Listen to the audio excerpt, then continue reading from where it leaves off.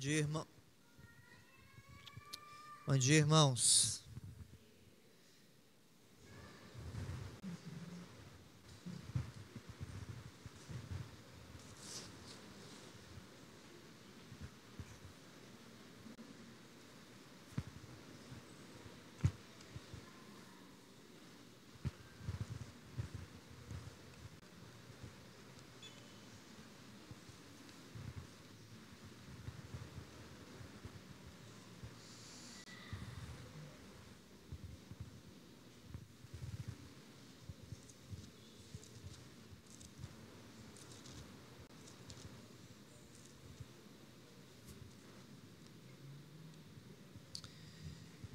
Irmãos, nós vamos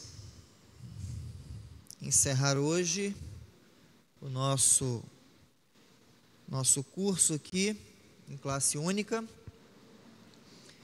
com a graça de Deus.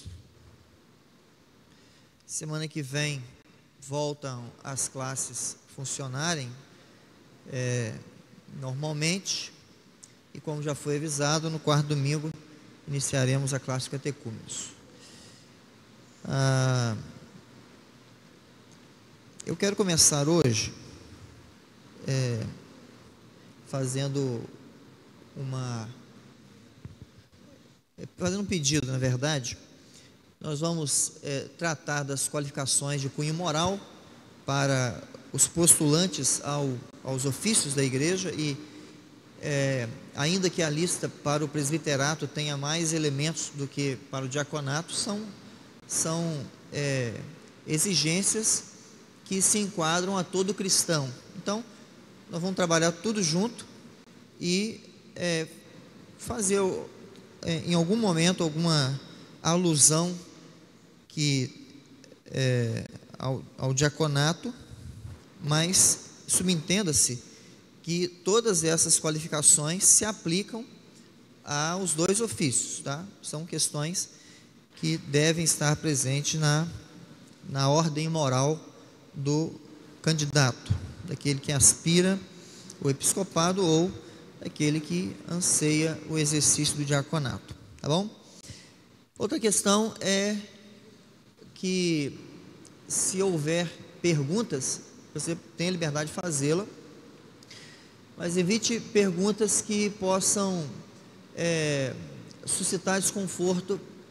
Eu não conheço pouco da vivência, da história de vocês, acabei de chegar, mas vocês se conhecem as histórias, as experiências. Então, não é incomum acontecer de alguma pergunta ficar claramente se referir a alguém, e isso ser compreendido por todos. Então, evite, faça perguntas objetivas, caso tenha, com sinceridade no coração, com dúvidas legítimas, não para que seja trazido novamente à tona questões já resolvidas do passado, tá bom? Vamos manter esse nível de maturidade aí e de honestidade e zelo, né, com a ordem da igreja e o bom relacionamento, tá bom?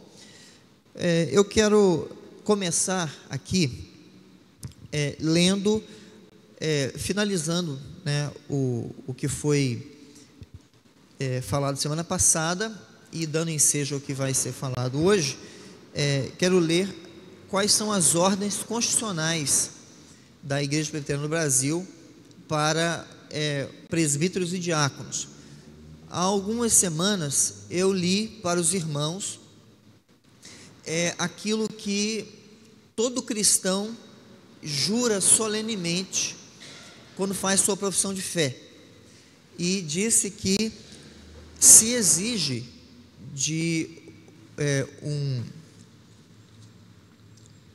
um postulante ao ofício que ele seja um bom cristão, e para ser um bom cristão ele precisa cumprir pelo menos aquilo que ele jurou diante da igreja cumprir, quando disse crer em Deus, crer na palavra de Deus, se submeter à liderança, sustentar a igreja e tudo mais que é perguntado na profissão de fé. Aquilo é o mínimo, estar presente é o mínimo que o cristão faz. Então, eu li essas perguntas, que todas foram respondidas por todos os membros da igreja positivamente.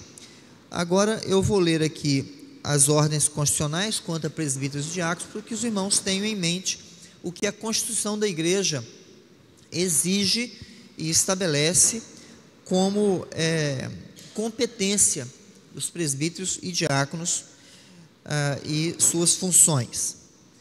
Bem, o artigo está ali a partir do artigo 50, eu pulei um ou outro artigo aqui que não compete, não está relacionado ao assunto.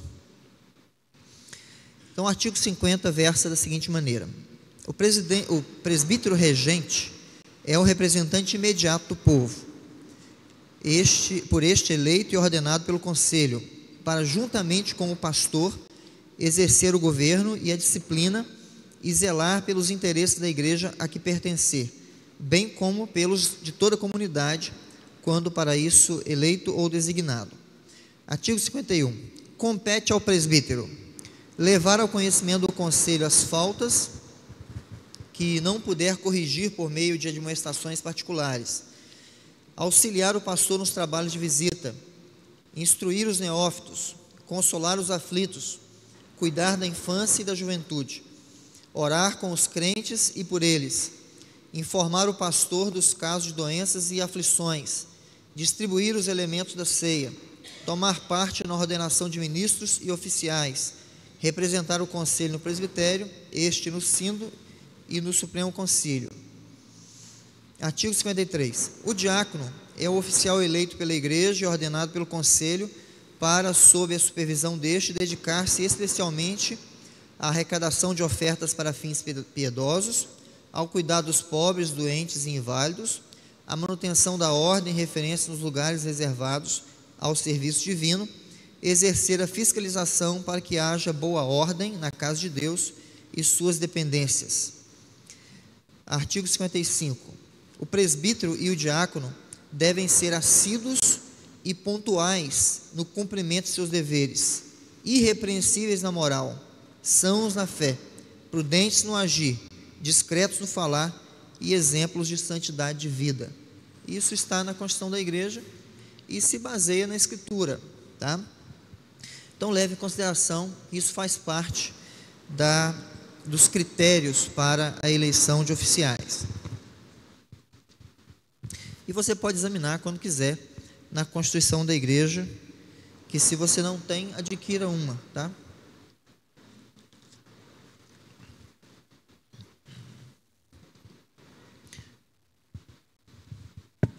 Passemos então para nosso assunto. Vamos ler aí a primeira carta de Paulo a Timóteo,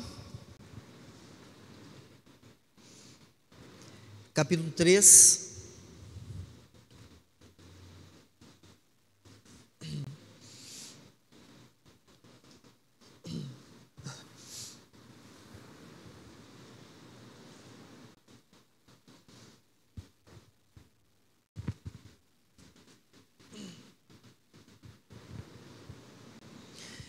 Nós vamos ler a princípio o verso 1 e 2. Depois nós leremos mais textos aqui. Primeira carta de Paulo a Timóteo, capítulo 3, versículos 1 e 2. Fiel é a palavra.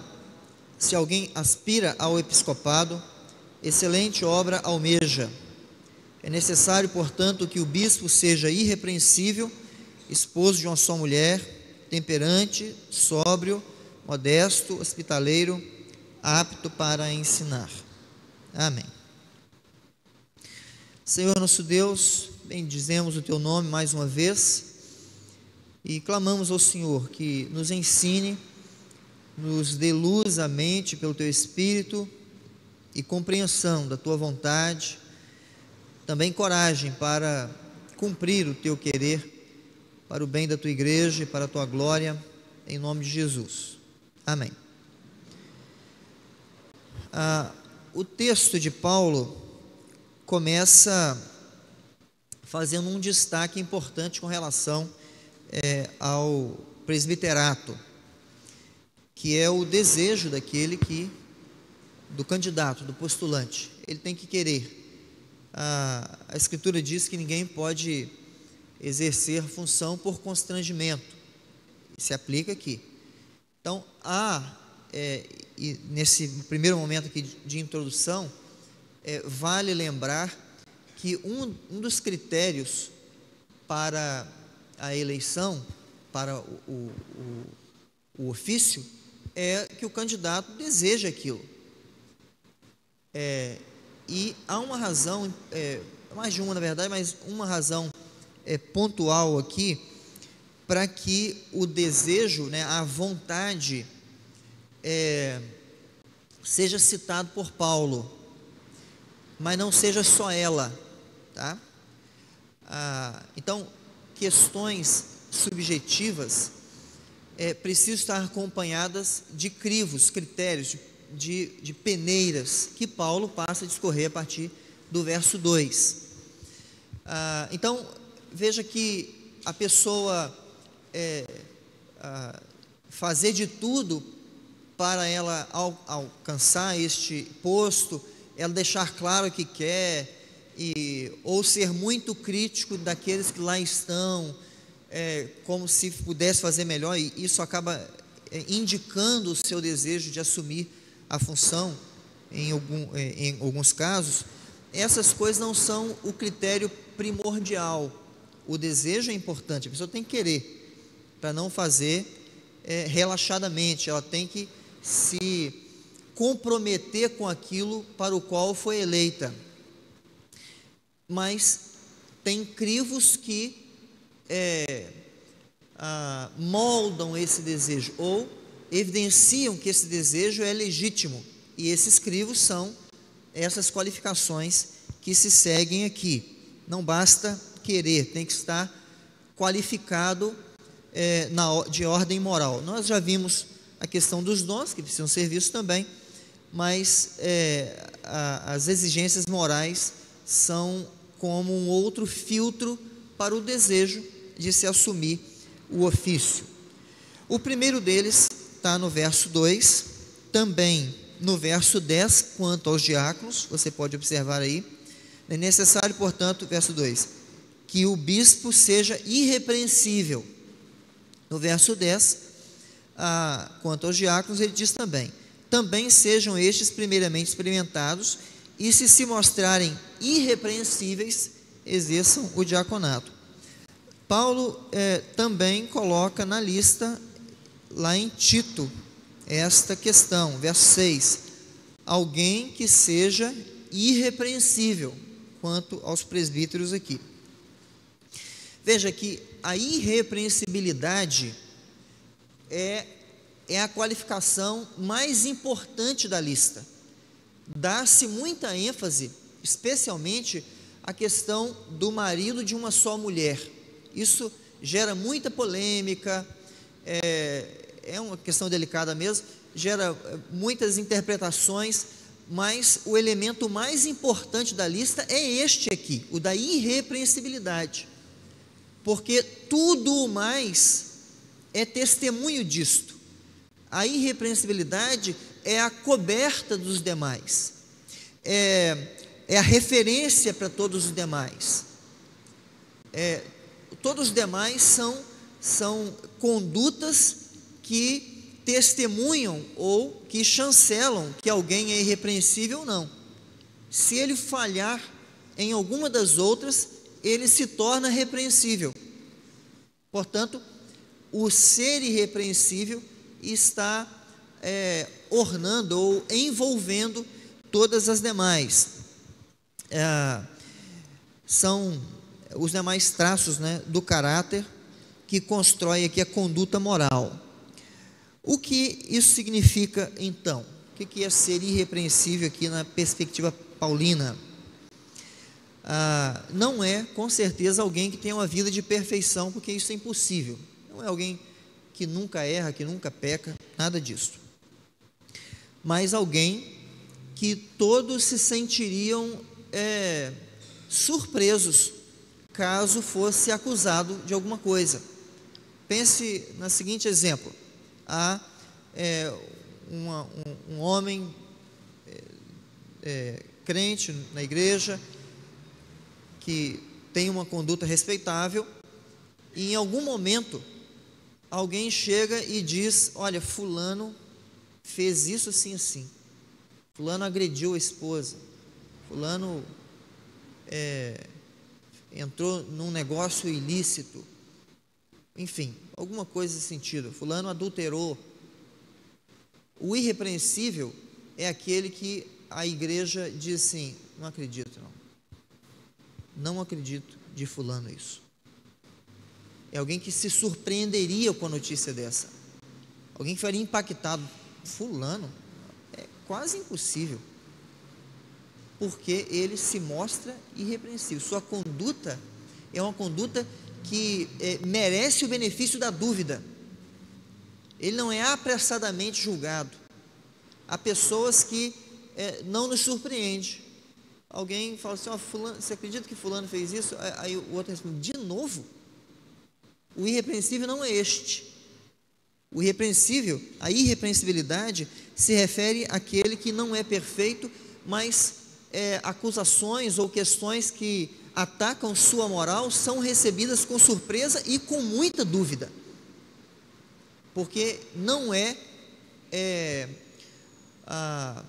próprio dele esse tipo de comportamento, porque ele é irrepreensível. Literalmente, o termo irrepreensível significa alguma nódoa, alguém que possui uma nódoa, ou uma outra forma de traduzir seria uma alça, pela qual alguém pode pegar e jogar ele no chão, humilhá-lo.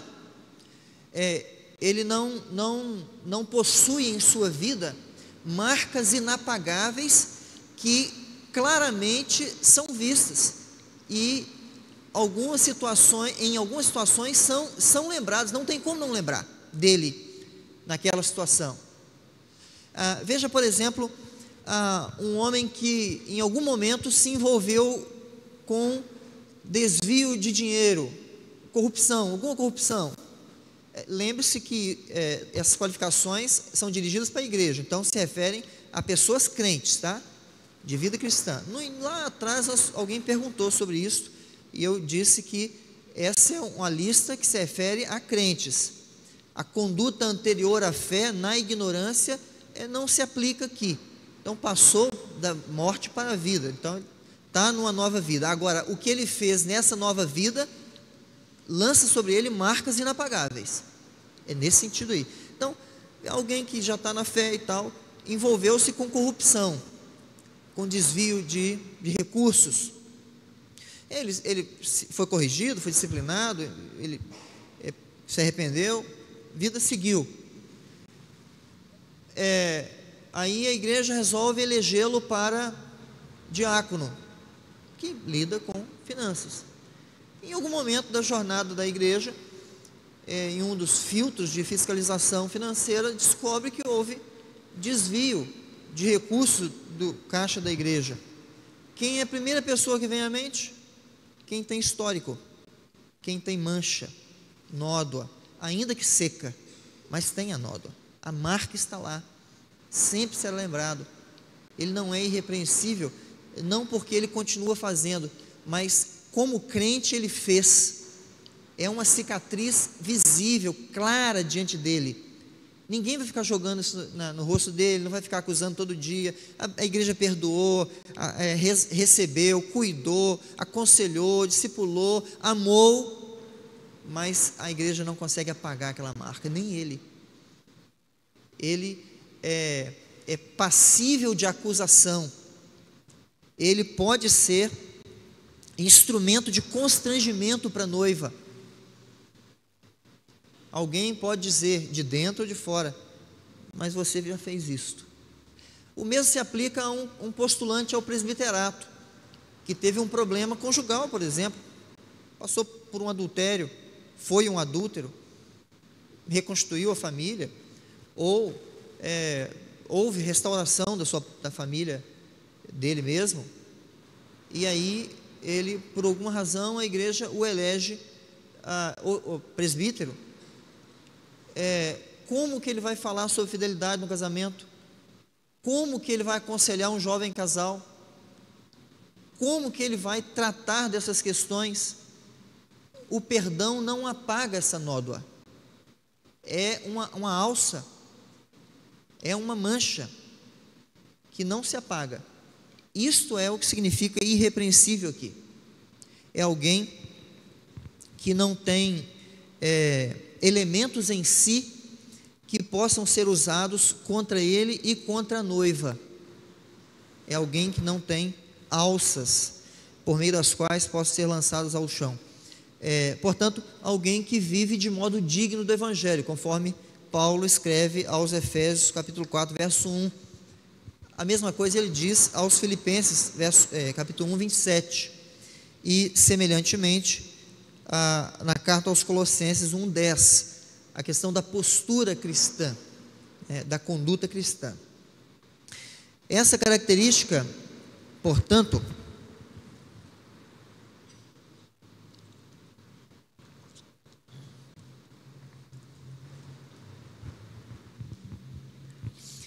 indica que todos que votam nessa pessoa irrepreensível estão assumindo que ele será exemplo para as ovelhas de conduta em todas as áreas da vida. É alguém exemplar, alguém que pode ser visto, imitado, alguém que pode ser seguido. E quando ele receber alguma acusação, a igreja lhe dará o benefício da dúvida, porque ele não tem um histórico desse tipo de ação. Não quer dizer que ele não será acusado, mas que esta acusação provavelmente não será verdade. Paulo fala disso lá no capítulo 5 da primeira carta ao Timóteo. Abre aí. Capítulo 5, verso 19, ele instrui Timóteo quanto aos presbíteros, e ele está, logo após traçar esses critérios, ele fala sobre como tratar os presbíteros. Verso 19 do capítulo 5, não aceites denúncia contra presbítero, senão exclusivamente sob depoimento de 2 ou 3 testemunhas, porque eles são intocáveis, né? O ungido do Senhor, não, mas porque subentende-se que o padrão de comportamento moral deles dá a eles o benefício da dúvida. Portanto, não pode ser um presbítero, tem que ser aquele que ninguém o tratará levianamente, porque sua conduta não é leviana, ele é irrepreensível, deve o ser. E se estiver errado, tem que ser disciplinado mesmo, mas ele deve ser tratado, deve ser alguém que será visto assim e tratado com esse tipo de benefício. Além disso, o presbítero deve ser tido em alta consideração em seu caráter. A igreja tem que respeitá-lo. Pessoas que a igreja não respeita não podem nem ser considerado como candidato. Então ele tem que ser alguém cujo caráter está em alta conta. É por isso que a igreja não elege porque alguém é rico, ou alguém tem boa oratória, influência, popularidade, ou qualquer outra razão mundana que permeia a nossa sociedade. O critério para a eleição é a irrepreensibilidade de alguém, é sua força de caráter e a elevação desse caráter. É alguém que tem uma conduta digna do Evangelho. Tá? Deu para entender essa questão do irrepreensível? Ok? Então, isto marca o padrão das outras coisas, tá? Que seguirão aqui. Ele também precisa ter boa reputação, o candidato.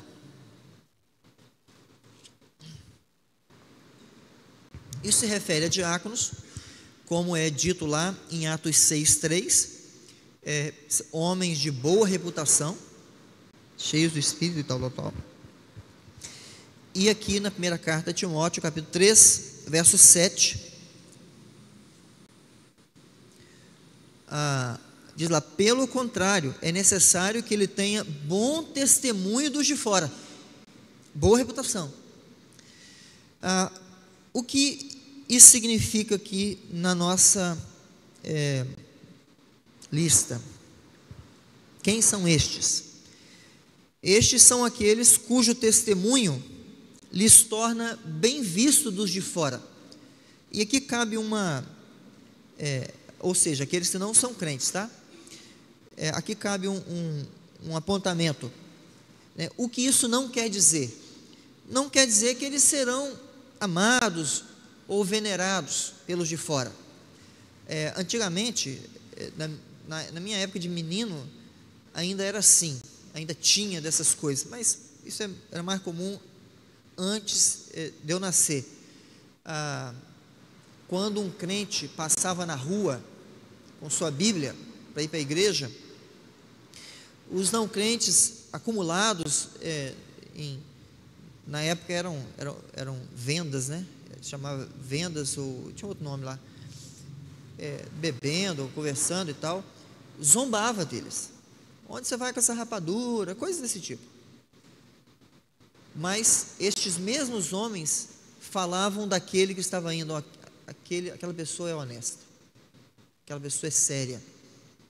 Eu não gosto dele, não gosto da fé dele, mas ele é uma pessoa que pode confiar nele, tem caráter. Isso é boa reputação. Não quer dizer que você vai ser amado, vai ser venerado, vão adular, vão alisar, mas não terão o que dizer de você, ou do caso do postulante. Isso compete a todo cristão, do postulante ao ofício. E quando os de fora acusar, este precisa ser mentira. Vamos ler um texto aí que nos ajudará. 1 de Pedro 4, alguém leia do verso 12 ao verso 16.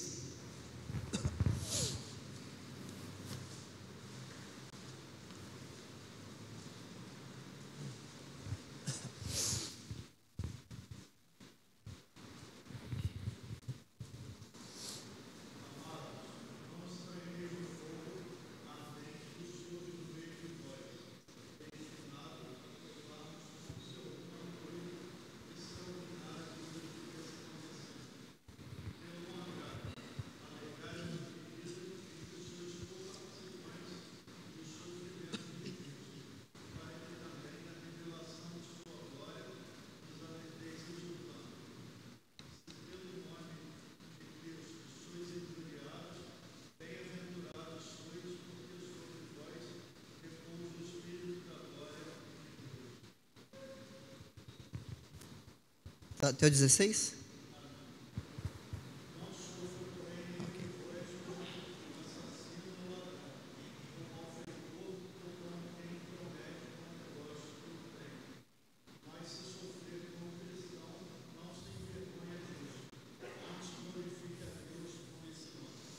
Isso. Então veja o que Pedro fala aí. O sofrimento vai estar aí, você vai ser injuriado, mas no verso 15 ele fala: no entanto, você não pode sofrer com um assassino, ou ladrão, ou malfeitor, ou com alguém que se intromete em negócio de outrem. O que Pedro está dizendo? Que você não tem problema da pessoa ser acusada, só não pode ser verdade. Você não pode ser acusado por cometer coisas ilícitas, agir ilicitamente, como alguém que de fato cometeu um crime próprio da cristandade do primeiro século, a acusação por ser crente, ou enfim. Mas se for acusado de algo que é pecado, isso tem que ser mentira da parte dos de fora. Então, a boa reputação está ligado à maneira com que os de fora veem a sua conduta, respeitam sua conduta, podem não te amar, e se alguém acusar, que fique claro que não é verdade, mas você e por causa daquilo que você é, da sua fé. Mas, em geral, de forma geral, os de fora sabem quem você é, como é a sua conduta e respeitam a sua conduta, ou entendem que você é alguém cuja reputação é intocável. O problema é quando os de fora, de forma legítima, pontuam falhas de caráter no cristão. Isso não pode. Então, para assumir o oficialato, precisa ser alguém que tem também o testemunho dos de fora, boa reputação. Os de fora não pode ter razão contra ele. É por isso que gente, por exemplo, pessoas que trabalham com público, né, e aqui acredito que tem muita gente que trabalha com público, no comércio, em outras áreas, precisam ter cuidado com a conduta, ainda que mantenham a seriedade do seu trabalho, ter cuidado com a conduta, para que esta conduta não destoe daquilo que é estabelecido pela Escritura. Essa qualificação, portanto, lança fora ou lança por terra aquela famosa frase juvenil que ainda roda aí como auréolas sobre a cabeça de alguns cristãos, né? Ninguém tem nada a ver com a minha vida, né? Já ouviu isso? Quando era adolescente, a gente escutava muito. Ninguém tem nada a ver com a minha vida, não deu satisfação a ninguém. Ao contrário, o que os de fora pensam e falam do cristão importa. Ele tem que ter boa reputação, bom testemunho dos de fora. Então, aquilo que as pessoas dizem, normalmente esse tipo de frase adolescente é uma arma para poder se esquivar da explicação, ou colocar naquele que fala dele a responsabilidade, não de si mesmo a responsabilidade de conduta, ou o cuidado com sua conduta. Então, o que as pessoas pensam de nós ou falam de nós, em alguma medida, é um termômetro da nossa conduta cristã. Um mau funcionário será percebido. Muita gente não visita, não estou dizendo que seja o nosso caso, mas muita gente não visita algumas igrejas, não aceita convite de seus colegas de trabalho para visitar, não aceita ser visitado em suas casas por alguém da igreja, de seu colega de trabalho, porque vem o seu colega de trabalho agindo de modo incompatível com o evangelho que ele declara. Tem que ter boa reputação. A boa reputação é um caminho para o discipulado, para o evangelismo, tá? Então, precisa ser irrepreensível nisto também, ou nisto. Uma terceira questão, o terceiro ponto traçado por Paulo está aí na versículo 8 da primeira carta de Timóteo 3, 8.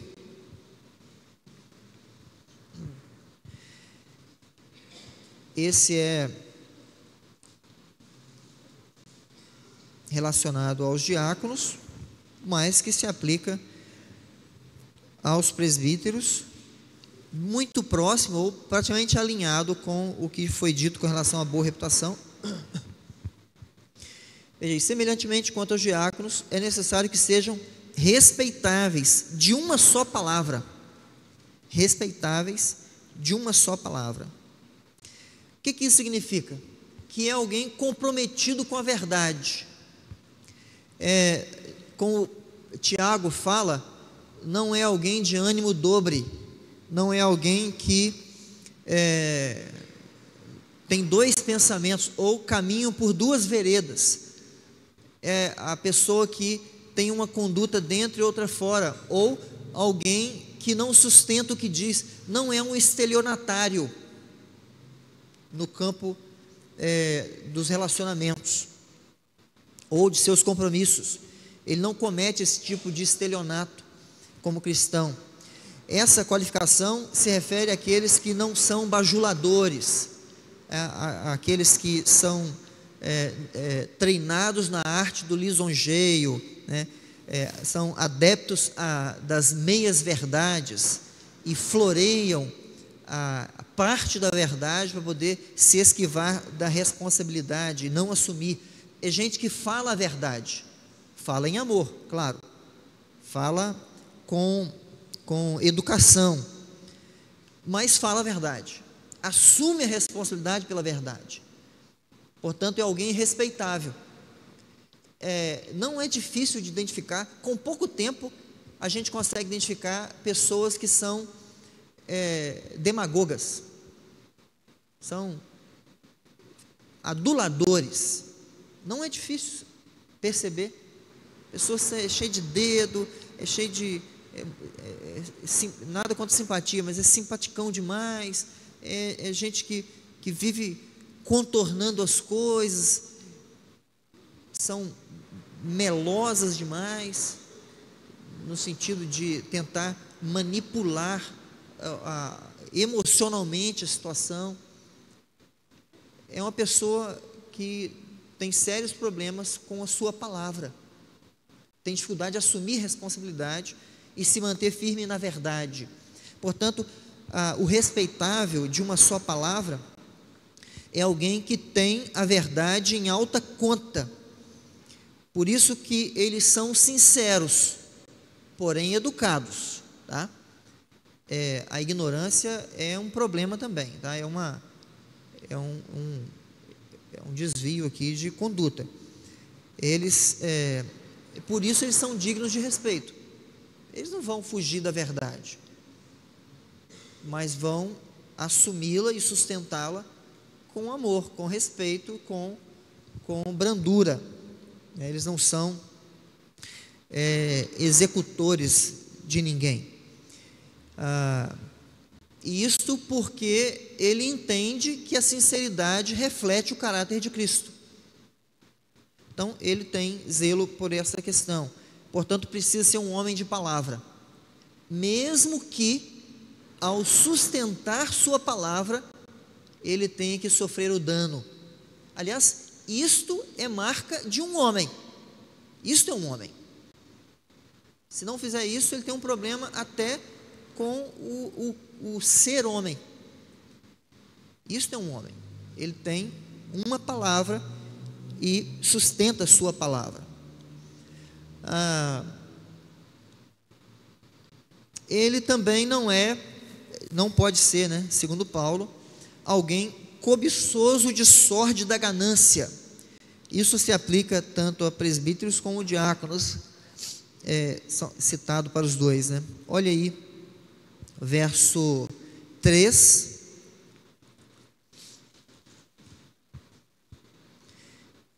verso 8 e Tito 1:7. Não dado ao vinho, não violento, porém cordato, inimigo de contendas, não avarento. Não avarento. Verso 8, não cobiçoso de sorte da ganância. E Tito 1:7 diz: porque é indispensável que o bispo seja irrepreensível, como despenseiro de Deus, não arrogante, não irascível, não dado ao vinho, não violento, nem cobiçoso de torpe ganância. Então, o avarento, o cobiçoso de sorte da ganância ou de torpe ganância, não cabe aqui ao postulante. Paulo, quando inclui isso na lista, ele está se referindo àquele que é uma palavra contra todo tipo de busca por prosperidade às custas da noiva. É alguém que vai usar a igreja para alcançar seus objetivos gananciosos. São pessoas desqualificadas porque são ávidos por lucro sujo. E isso não se aplica apenas na relação com a igreja. Ele é alguém que vive disto. Seu ganho e a busca por seus ganhos não são legítimos, não são honestos, são duvidosos, são gananciosos, fazem qualquer coisa por alçar maiores degraus na jornada da prosperidade financeira ou de status. Então, são, nesse caso, mais financeiro, né? Do que de status. É gente que não tem um filtro moral tão bom ao ponto de evitar caminhos fáceis para obter lucro, porque o objetivo dele é o lucro e os meios não interessam, né, como diz o ditado popular aí. Então, é o cobiçoso de sorte da ganância. Qual é o reflexo disto? Normalmente esse aqui é aquele que não contribui com nada, fica de olho em todo recurso que tem disponível e não é um dizimista fiel. Então não tem como. Se alguém que não consegue administrar com contentamento o que Deus dá ao ponto da fidelidade, é alguém que não tem condição de assumir o ofício. Então Paulo se refere aqui ao ganho que custa o caráter.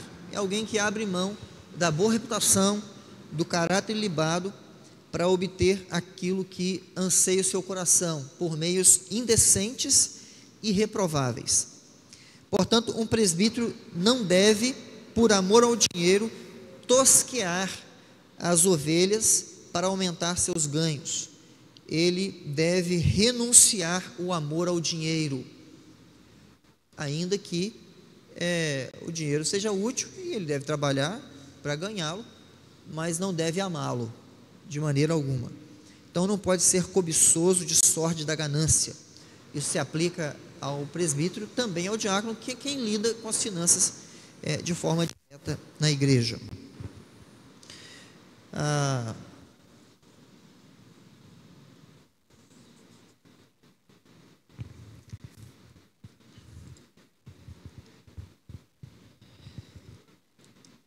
Primeiro Timóteo 3:2, vamos para a próxima, 12, 3:2, versículo 2, versículo 12, e Timóteo 1:6.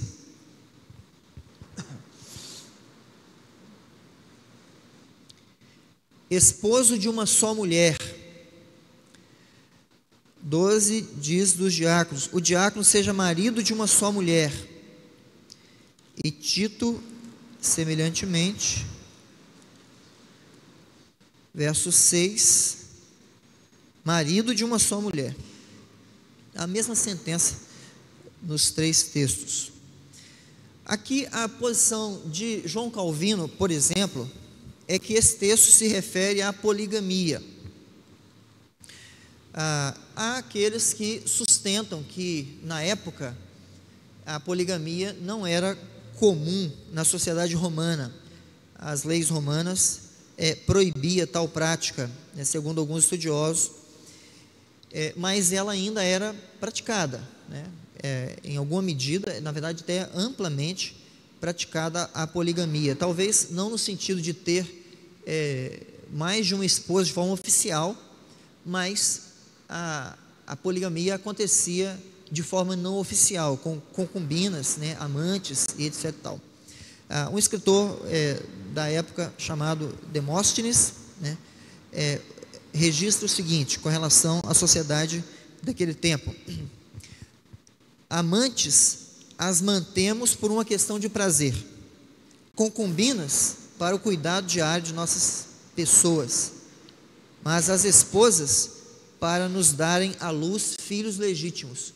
Esse era um pensamento corrente no período romano.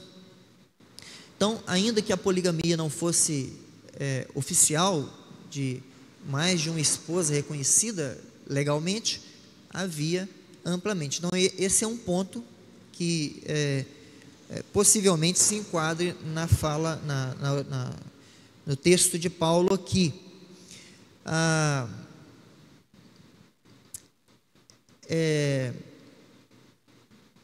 A posição de Calvino não abrange, portanto, toda a questão.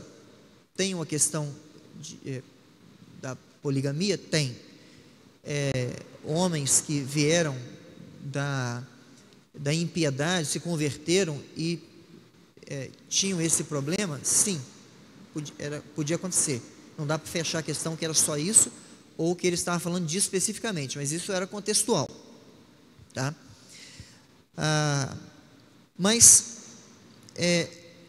o que o texto claramente ensina nas 3 referências é um cuidado com relação à pureza sexual, uma exigência de pureza sexual daqueles que são candidatos ao presbiterato. Portanto, eles precisam ser maridos, no sentido pleno, de uma só mulher. Eles não podem dar vazão a seus anseios, a sua lascívia, seus desejos fora do casamento. Sua esposa precisa ser suficiente para ele, e ele precisa zelar por isso. Uma outra questão que acompanha aqui, a reboque, né, assim, não a reboque, mas acompanha o contexto, é o que já foi dito em outros momentos com relação a um segundo casamento. O marido de uma só mulher, aqui, leva em consideração essa questão também. Não só no Brasil, mas no Brasil e em redutos evangélicos, o índice de divórcio é estratosférico, está no mesmo nível, quase, da sociedade ímpia, o nível de divórcio. Então, quando Paulo diz que precisa ser marido de uma só mulher, ele não apenas faz alusão acerca da pureza sexual, mas também da grandeza da instituição do casamento, do zelo e do cuidado com relação a não tornar leviano o matrimônio. E isto não é algo que deva ser tratado de somenos, porque alguém que não zela pelo matrimônio como Deus zela, é alguém que se torna repreensível. Portanto, Paulo não está falando que o postulante precisa ser casado, não é isso. Nem que seja alguém que esteja casado e com a mesma mulher, porque aí ele excluiria viúvos. Mas ele está se referindo a pessoas que tratam o casamento de forma leviana, ao ponto de passar por 1, 2, 3, 4, 5, um monte, tá? De forma ilegítima. A Escritura, com relação ao divórcio, e neste caso, o meu entendimento é que só um único caso se enquadre. Existem duas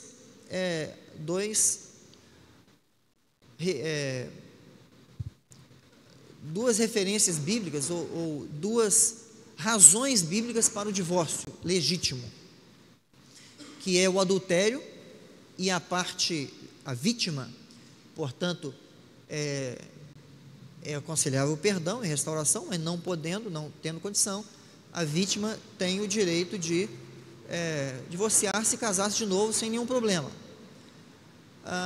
Outra é do abandono, né? Paulo trata disso na primeira carta aos Coríntios.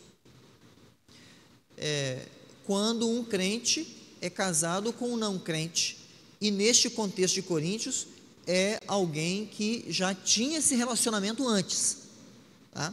E aí este não crente, não aceito a sua fé, não quero, e então Paulo diz, quiser ir, deixa aí, tá? E não fique submetido, eu não me lembro a palavra que ele usa lá, escravo, alguma coisa assim, servo dessa questão, nem ele nem ela. Mas o meu entendimento é que a única razão que legitima um oficial, um postulante ao ofício a ser eleito, tendo passado de um casamento para outro, é se o primeiro casamento se rompeu por adultério da mulher. Ela adulterou, não teve como restabelecer, ele se casou de novo. No meu entendimento, o único, nem o abandono seria. E pior ainda, é quando, aí não é só a questão do divórcio que está em voga, é a questão do mau casamento também deve ser trazido à tona, porque alguns questionam, né? Mas a culpa não foi minha. Todas as razões sociais que se dão para uma separação, incompatibilidade, a pessoa não cumpria seu papel e coisas desse tipo, isso não é critério bíblico.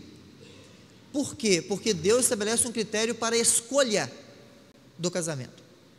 Paulo fala claramente: não entreis em julgo desigual com o incrédulo. Então, se um homem crente, depois de crente, casa-se com a mulher ímpia, e vai ter problemas mesmo no casamento, ele está comprando um problema e ele tem que assumir esse problema. Se daqui a pouco ela acaba o casamento, bem, ele tem que ser responsável por isso. É a responsabilidade dele, porque ele fez uma escolha contrária à vontade de Deus. Foi uma escolha que ele fez. Isso se aplica a qualquer pessoa. E hoje em dia, os jovens estão assim, caindo na armadilha de Satanás, sim, mas sem nenhum critério de filtro, nenhum filtro, né? Não tem nada a ver. Satanás sussurra e a pessoa fica deslumbrada, e aí entra numa furada danada, né? Homens e mulheres, tá? O casamento misto é assim, gigante no meio evangélico, infelizmente, e isso traz sérios problemas. Então, no que diz respeito ao ofício, o marido de uma sua mulher se aplica a essas questões culturais lá, problemas de poligamia, etc. tal, a questão da pureza sexual, né, do não adultério, mas também da questão do novo casamento entra aqui. Precisa ser dentro de um critério bíblico, tá? A escolha está presente nisso, o resultado, o que aconteceu, por que está no segundo casamento, é viúvo, foi vítima de adultério, coisas desse tipo, tudo isso rega esse cenário aí. Então, se o homem pode ser ótimo, um crente, zeloso, está presente, e um detalhe aqui que eu falei em outro momento, Deus perdoa? Claro que perdoa. Restaura? Com certeza. A misericórdia tem que ser aplicada? Sim, mas a marca está lá, tá? E esta marca torna a pessoa incapaz de tratar determinadas situações e assuntos, e o oficial, especialmente o presbítero, não pode ter nenhum impedimento para pastorear de forma ampla e plena as situações da igreja. Ele não pode ter questões na própria vida que o colocam em situação desconfortável para lidar com qualquer que seja a demanda. E esta é uma situação que pode trazer desconfortos sérios às demandas da igreja no campo do relacionamento. Portanto, sim, a igreja perdoa, acolhe, cuida, sim, e deve fazê-lo.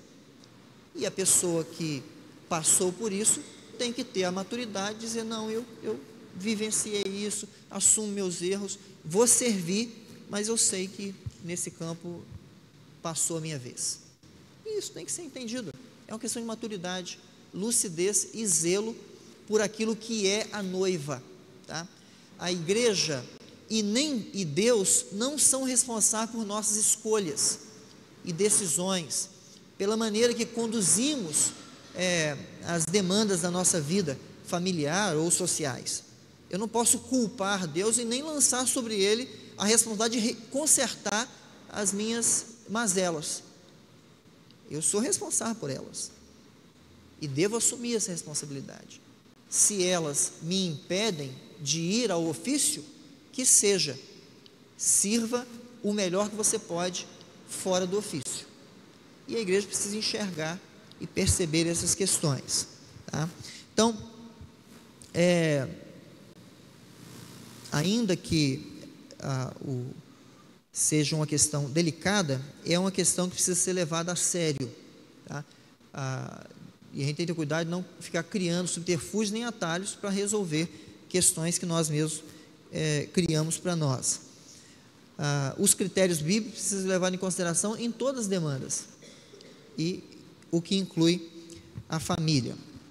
Deu para entender essa questão? Ficou claro? Ok.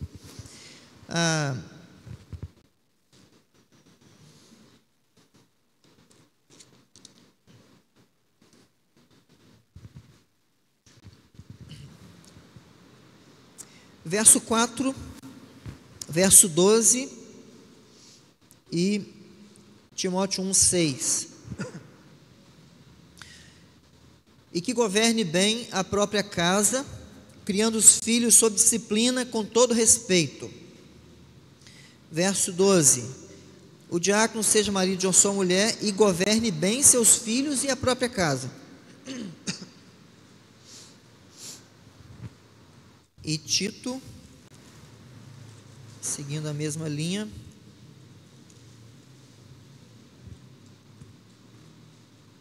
tenha filhos crentes, que não são acusados de dissolução, nem são insubordinados. Vejam, é óbvio que se trata aqui de filhos que estão sob a tutela dos pais, tá? Há um momento na vida em que os filhos assumem responsabilidade sobre suas próprias vidas e seguem sua vida para lá. Os pais não vão ser ad eterno responsável por eles. E não está sob os ombros dos pais, não é, aliás, ele não tem o poder de converter e convencer seus filhos. Ele tem a responsabilidade de ensiná-los e mantê-los debaixo de boa orientação e ensino, enquanto estiver sob o seu teto, tá? Na sua casa, impera a regra do dono da casa, tá? Essa é a questão. Mora com os pais, segue a regra dos pais. Os pais vão para a igreja, os filhos também vão. Os pais, o que os pais fazem, os filhos seguem. Essa é o critério aqui de Paulo. Então, o que Paulo está falando é sobre ter filhos crentes, submissos e controlados. São filhos que estão sob a tutela da liderança deste homem, portanto, ele precisa ser exemplo para esses filhos, ensiná-los. E aqui, de forma bem pontual, se refere a filhos que tenham comportamento de crente. Não dá para saber ser eleito, ainda que pelo comportamento dá para ter uma ideia, né? Mas não dá para saber ser eleito. Mas seu comportamento é um comportamento que um crente teria. Ele é respeitoso, ele honra os pais, eles não são descontrolados, sem limites. Isso não quer dizer que no caso ainda da criança, né, início da adolescência, não seja agitado, cheio de energia, elétrico, faça coisas comuns de criança, mas eles não são rebeldes ao ponto de desautorizar seu pai e sua mãe também, né? Eles são, a sua criação é baseada numa liderança firme, que é reconhecida pelos filhos, é nesse sentido. Os filhos reconhecem a liderança de seu pai, respeitam. Quando o pai fala, ele respeita, ele escuta, ele teme, não porque é um ditador, um carrasco, mas teme porque é um homem sério, que impõe respeito. Então, respeitáveis lá se aplica a relação com os filhos também. E os filhos, então, têm esse comportamento de controle, tem limite, sabe o que é certo, sabe o que é errado. Não quer dizer que não vão aqui ou ali cometer alguma mazelazinha, né? Mas eles são disciplinados. Os pais claramente se vê que são pais que zelam por essa disciplina aos seus filhos. Por isso que aquele que pretende o ofício deve ser presente na vida de seus filhos, porque é impossível fazer isto aqui, criar os filhos sob disciplina, com todo respeito, governar bem seus filhos e a própria casa, criar os filhos na disciplina do Senhor. É impossível fazer isso não estando presente. Então, o pai precisa ser um pai presente. A igreja precisa perceber essas coisas quando for eleger. É um pai ausente, seus filhos ficam sem vê-lo. Como é que é essa relação? A própria esposa deve levar isso em consideração quando for votar. O marido não é presente na vida do filho, então não vota nele, ponto. Entendeu? Precisa ser um pai que se dê a conhecer os filhos, para que os filhos tenham um exemplo de pai, modelar. não pode ser aquele pai que só passa instruções, né, o mandão, o xerifão, mas é alguém que ensina com caráter e exemplo. Traz os filhos para perto de si e diga para os filhos: olha, é assim que um homem faz, viu, meu filho? É assim que um marido se comporta, viu, minha filha? É assim. Não precisa dizer isso, né? Mas os filhos vão ver esse comportamento na vida dos pais. Eles ensinam seus filhos o que é certo e as responsabilidades que o certo traz consigo, tá? Criar os filhos sob disciplina e respeito é isto. É ensinar para os filhos aquilo que é certo fazer e o que é errado não fazer, e a responsabilidade que o certo traz, e ensinar que existe consequência dos erros. É responsabilidade dos pais fazer isso. Ensinar para os filhos: olha, o que você faz tem consequência. Mostrar que há consequência. Ensinar que há consequência. Para que não sejam filhos sem limites e inconsequentes, irresponsáveis. Então, a liderança e o governo dele na própria casa não é tirana, nem indolente, mas amorosa e comprometida. Por isso que Paulo inclui aqui na sua afirmação: com todo respeito. Ele cria os filhos sob disciplina com todo respeito. Ele não é um ditador, mas é um pai. E no caso da esposa, é um marido. E um exemplo para os filhos. Então, ele ama seus filhos como herança que pertencem ao Senhor, ao ponto de impor aos filhos limites, para que os filhos amem o Senhor também, conheçam o Senhor. Então, precisa ser um homem assim, tá? Não há homens perfeitos, obviamente, e que falham em todas essas questões, mas eles estão envolvidos dedicadamente nelas. Essa é a questão que deve ser trazida à mente. Um outro traço importante está no verso 2 do capítulo 3 de 1 Timóteo e versículo 7 de Tito 1. Esposa de sua mulher, temperante, sóbrio,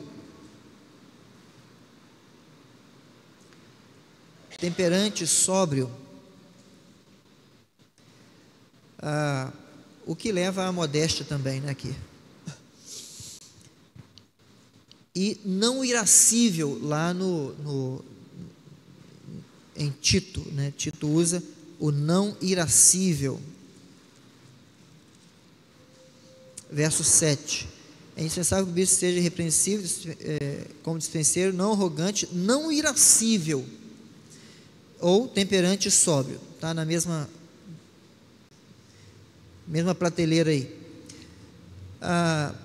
Aqui está uma relação, ou tem relação com o quanto o Espírito Santo frutifica na sua vida, porque está ligado ao domínio próprio. É alguém que tem domínio de si, aquele que é equilibrado, capaz de refrear em si mesmo os seus impulsos. Tem aquela pessoa que diz: não, eu sou uma pessoa explosiva, eu não consigo me segurar. Então não serve, tá? O homem que diz isso: eu não consigo me segurar, eu sou nervoso, e quando eu vejo, eu já falei, eu já fiz. Então não vote neste, está fora da jogada. Porque para ser um oficial, ele precisa ter domínio próprio. Ele precisa ser capaz de controlar seus ímpetos. Paulo inclui aqui, neste mesmo versículo, além do versículo seguinte, né? Lá em Tito, me parece no mesmo versículo.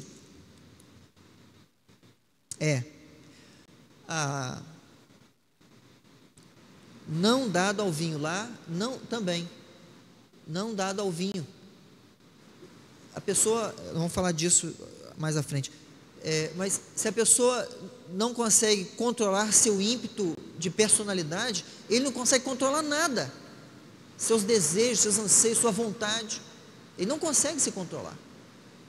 Alguém descontrolado não pode assumir um posto tão importante na liderança, que está ligado amplamente a toda a gestão da igreja, seu pastoreio, seu cuidado, sua ordem, o culto, o aconselhamento, o suprimento, tudo na igreja está ligado ao exercício desses ofícios. Alguém descontrolado não pode assumi-lo, de jeito nenhum, porque seus desejos ainda dominam o seu coração. Então, ele precisa ser alguém que tem domínio próprio, temperante, sóbrio, não irascível. Pessoas temperantes são livres da influência excessiva. É alguém que tem posição, ele tem firmeza naquilo que crê e naquilo que defende. É alguém que não é refém da paixão, da lascívia ou das emoções. Alguém que não é controlado pelo ambiente, mas pela verdade. Então, o homem temperante põe limitações à sua liberdade. Lembra que Paulo fala, na primeira e na segunda carta, ele fala isso, todas as coisas me são lícitas, mas nem todas me convêm. Quem coloca isso em prática é alguém sóbrio e temperante. Ele limita a sua liberdade para não exceder e para poder andar e agir dentro de um equilíbrio lúcido com relação àquilo que Deus estabelece. Portanto, a ira descontrolada não é próprio dessa pessoa, porque causa estragos com consequências irreparáveis no seio da igreja. Eu conheci na minha meninice presbíteros e pastores assim. Quando eu era garoto, não sei se hoje em dia o pessoal ainda, acho que não usa essa frase não. Quando eu era garoto era muito comum, na minha adolescência, o pessoal falava assim, fulano não troca de roupa para fazer isto, assim, tipo, na hora ele faz, né? Isso era muito usado, era a ideia que imperava com relação a alguns ministros que eu conheci quando eu era garoto. Sim, se alguma coisa desagradasse, já saía dando coice, agredindo verbalmente e já brigava. Pessoas que causaram feridas que até hoje são lembradas nessa região, até hoje. A ira descontrolada ou a impulsividade causa danos irreparáveis na igreja. Por isso que as qualificações são indispensáveis para o exercício do pastoreio da igreja, do cuidado do povo de Deus. Não pode ser uma pessoa sem domínio de si. Ele tem que saber guardar e controlar seus impulsos. E é possível, porque temos o Espírito Santo, e é possível porque nós desenvolvemos isso na maturidade. Todo mundo consegue controlar seu ímpeto. Quem diz que não consegue é porque não quer controlar seu ímpeto de dar uma resposta, tal. É uma questão de exercício e maturidade. No caso do cristão, ainda tem um auxílio do Espírito Santo. Tá? O verso 2 ainda acrescenta aí, que precisa, lá em Timóteo, que precisa ser alguém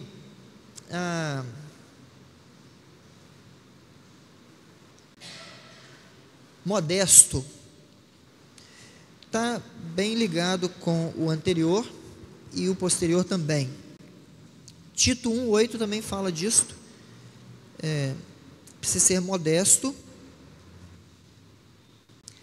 antes hospitaleiro, amigo do bem, sóbrio, justo, piedoso, que tenha domínio de si. Isso está ligado à modéstia, o exercício da piedade, da justiça, da sobriedade. O que significa modesto aqui? Praticamente, literalmente, significa alguém bem organizado, tá? Em tudo que fala e faz. Suas ações não são inconvenientes, não são impróprias nem constrangedoras. É alguém que mantém ordem na sua mente e na sua conduta.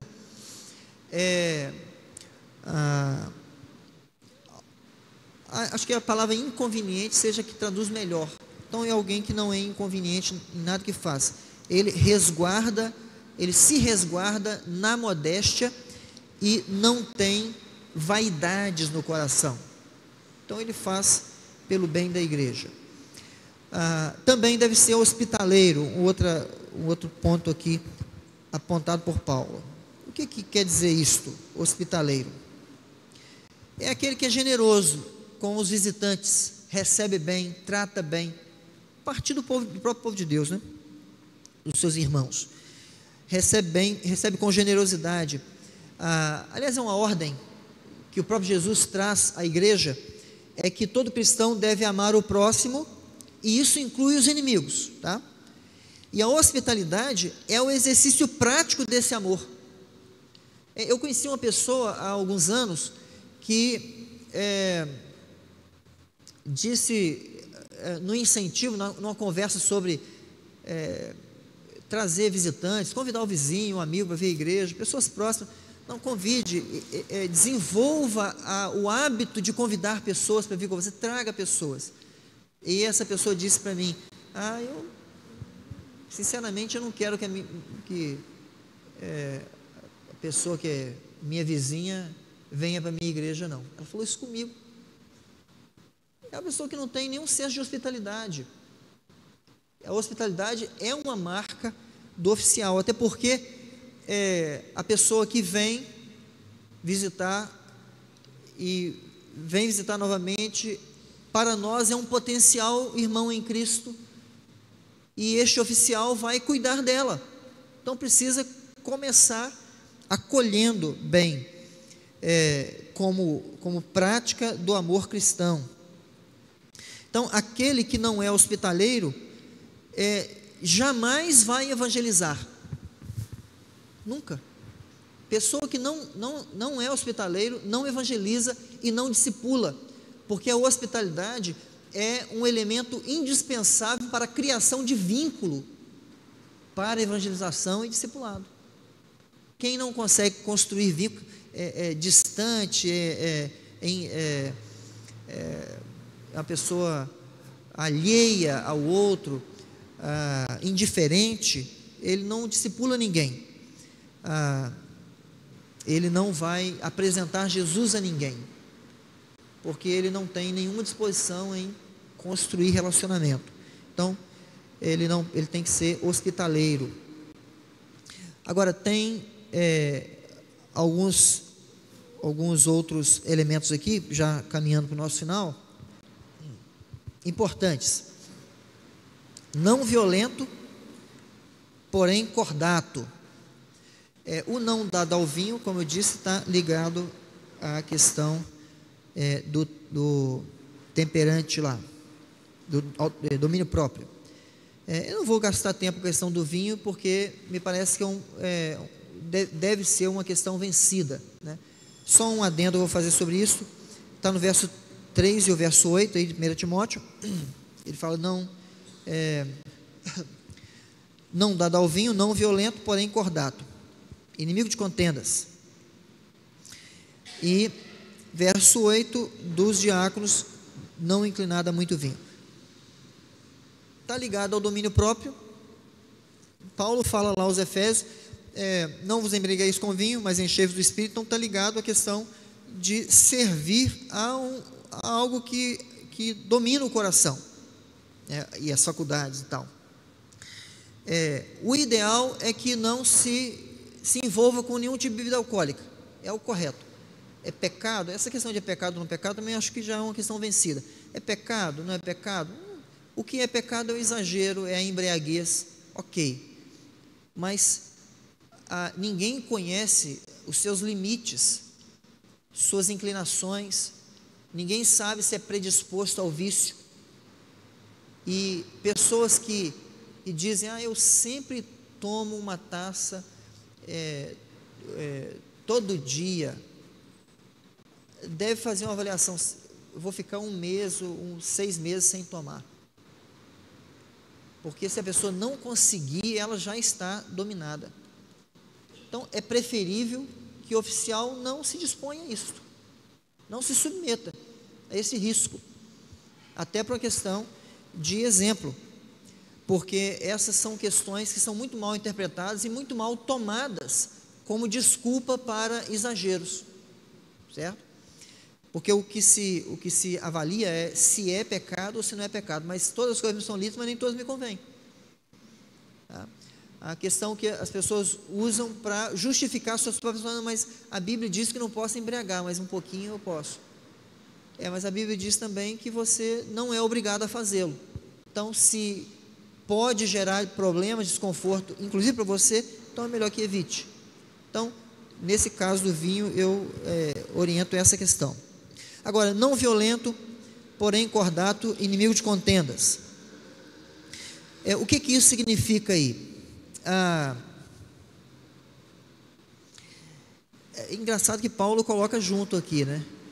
Normalmente a embriaguez leva às outras coisas, mas quando Paulo fala alguém que não é violento, é cordato, que é o oposto, e é inimigo de contendas, ele está se referindo a alguém que não apenas pratica essas coisas, física ou emocionalmente, mas alguém que aprecia essas coisas, alguém que alimenta o coração disto. Não dá para a gente avaliar a mente de ninguém, e nem o coração, ler a interioridade de ninguém, isso é um campo que Deus faz, mas a própria pessoa sabe, se ela nutre no coração isto, se ela constrói violência na sua mente, idealiza cenários, ou alimenta seus olhos, gosta demais de violência, assiste essas coisas, enche o seu coração disto, por prazer, é uma pessoa que tem um coração inclinado a isto, certo? Então, o não violento não é apenas aquele que pratica, é aquele que aprecia, que ama, que gosta, que alimenta-se disto. O contrário disso é a cordialidade. Ele tem domínio ao ponto de controlar seu ímpeto por essas coisas e ser cordial. Ele é um pacificador, não é alguém que dá vazão às contendas e fofocas na igreja, às conversas de corredor e de cantos, né? Um oficial é alguém lúcido, que sabe que coisas sérias devem ser levadas ao conselho ou ser tratadas oficialmente, em casa ou na igreja, enfim, mas não nos cantos. Ele não fica alimentando essas coisas, ele não recebe a informação aqui e passa ali. Quem faz isso não pode assumir o ofício. Ele precisa ser uma pessoa moderada, lúcida, pacificadora, é um facilitador do relacionamento, portanto, inimigo de contendas. Ele não é um provocador de facções na igreja, que Paulo condena em outros momentos em que ele escreve. Esta pessoa é aquela que não leva adiante discussões tolas e prejudiciais à paz e ao corpo de Cristo. Paulo diz a Timóteo que ele não deveria seguir com discussões aí que são próprias de velhas caducas. Paulo fala isso para ele. Não dá vazão para esse negócio não. Tá? E por fim, Tito diz que o oficial não pode ser arrogante, que é um testemunho contra a maturidade. O arrogante é um não maduro, é aquele que se acha, né? É próprio dos neófitos, dos infantes, quer sejam jovens ou não. A gente pode ver isto aqui no verso 6, que Paulo fala, no capítulo 3 aí: não seja neófito, para não suceder que se ensoberbeça e incorra na condenação do diabo. Então, a arrogância e a soberba é própria da infantilidade, e da falta de maturidade. O oficial não pode ter essas coisas, e algumas ele tem que ter. Essas são as qualificações de cunho moral. Eu quero finalizar lembrando de algumas coisas aqui. Gostaria que você observasse que todas as qualificações estão diretamente ligadas ao Espírito Santo, todas elas.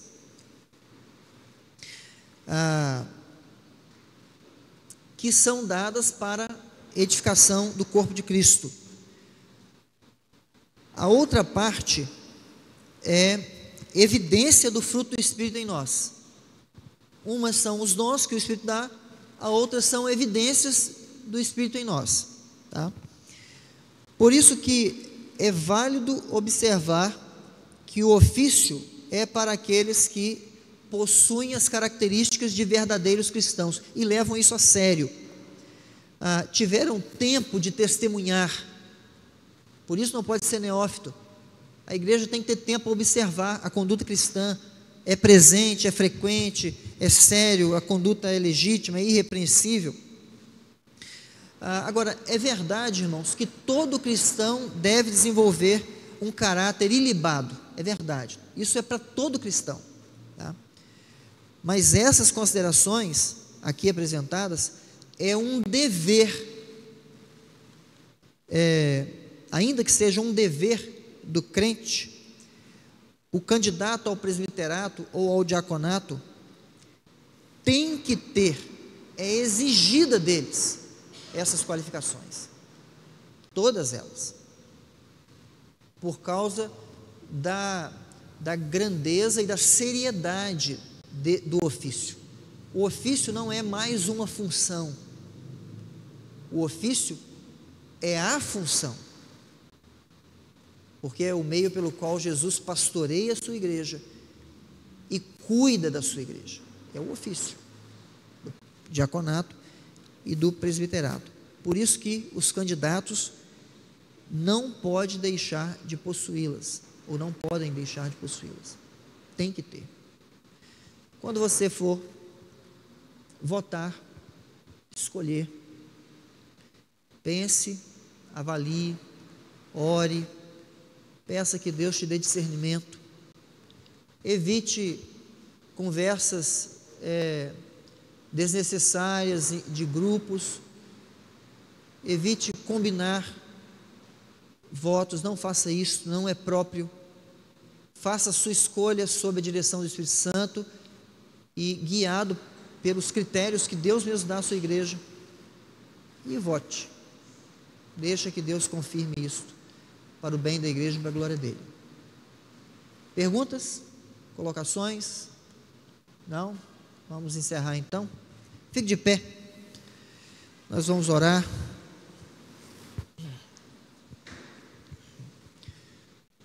Pedir ao presbítero Henrique que nos dirija a Deus nessa oração e interceda por nós na nossa jornada aí.